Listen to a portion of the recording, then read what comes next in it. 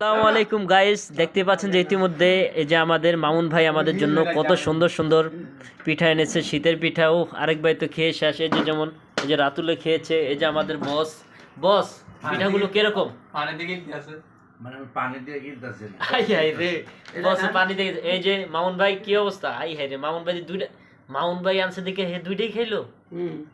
হ্যাঁ ভাই, এটা কিন্তু ঠিক না। এই যে মামুন ভাইয়ের মাধ্যমে আজকে আমরা এই লাড্ডু পিঠা, এটা কি পিঠা বলে জানি না, এগুলো খেতে পারবো। আশা করি আপনারাও খাওয়ার চেষ্টা করবেন বানিয়ে, কিন্তু আমরা দিতে পারবো না। সো সবাইকে থ্যাংক ইউ। না, পিঠাগুলা খারাপ না, মাশাল্লাহ, খুব টেস্ট। আপনারা চাইলে বানিয়ে খেতে পারেন, বাসায় ট্রাই করতে পারেন।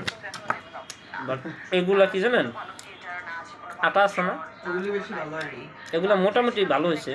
বাট এগুলো হলো শুধু আটা, এরকম করে মইত্যা লাড্ডু বানায় নারকেল ভিতরে ঢুকিয়ে দিবেন, সেই স্বাদ। এর থেকে বেটার হচ্ছে এই যে নারকেলটা নষ্ট না করে এটার মধ্যে দিয়ে এটা খাবেন। ঠিক আছে, তাহলে সবাই ট্রাই করেন, আমিও ট্রাই করতেছি। ওকে, আল্লাহ হাফেজ।